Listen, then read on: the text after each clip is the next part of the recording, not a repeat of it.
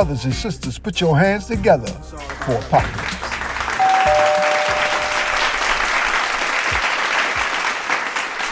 Peace. Here we go. Another day from the desk of Apocalypse. Dogs to God's entertainment. With a quick word of reflection. You know, I was thinking about a word this morning. Value. Value. The regard that something is held to deserve. The importance, worth, or usefulness of something.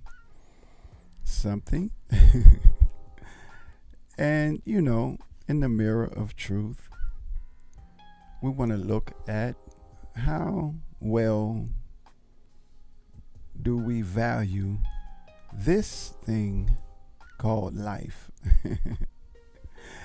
How well do we value the gifts of life? You know, how well do I value the fact that I'm breathing? How well do I value the fact that, you know, I have my senses? I can see, I can taste, I can touch, I can hear, I can walk, I can talk, I can think. I have a reasonable portion of my sanity, you know what I mean? To where, you know, to the point that I can think. You know what I mean? Thinking is almost a lost art. But anyway, you know, do I think my way through things? Okay, how much do I value the fact that Allah came in the person of Master Father Muhammad to raise, really to seek and save that which was lost? He found the Honorable Elijah Muhammad. He raised him, made him of himself, you know, gave him the hardest job ever given to a man, you know what I mean, to any man ever in history, you know, and he accepted the challenge, you know. And if we look at the history, we see what he has done and what he is doing.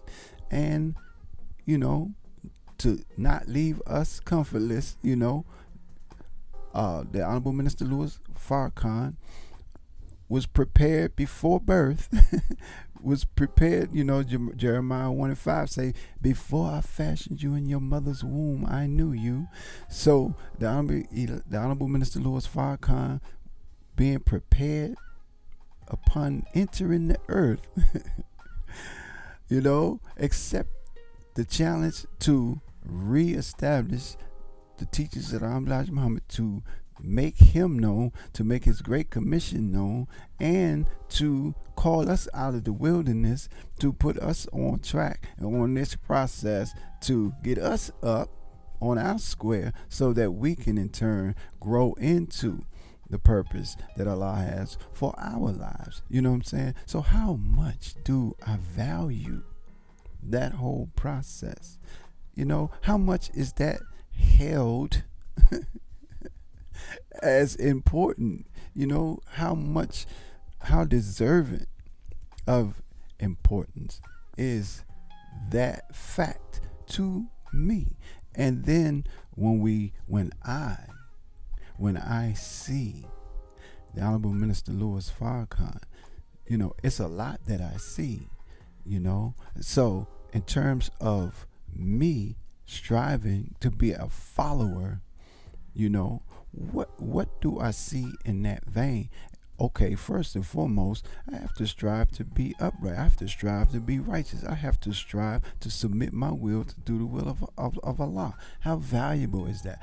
Then I have to see my gifts. Now, the Honorable Minister Louis Farrakhan has many gifts that he could be master in, had the attention been solely put on these gifts, you know. But Elijah Muhammad, you know, taught him that his greatest gifts were in the spiritual. He submitted to that, and we see that. You know what I'm saying? So, but we also see the greatness in other gifts. How valuable is that? Because he was given a charge that we were not given. And he, in that, has allowed us to, in this process, and I said it right, he has allowed us because he has been given charge over us.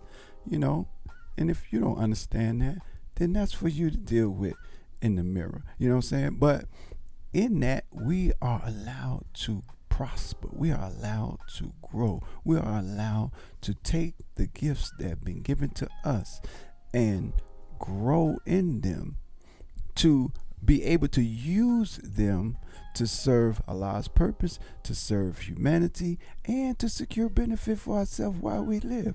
Luxury, money, good home, friendship, in all walks of life. How much do I value these things? How important are these things? What are these things worth to me? And then, am I making them useful for myself in my daily existence? And then how important is the gelling, the harmony of our efforts in that process? Because what this is my conjecture. This is the way I see it. Personally, I believe that the only way that we are going to have the effect on the world. See, Jesus, John 14:12 says, marvel not at the things that I do, because greater things than these shall you do, because I go to the Father.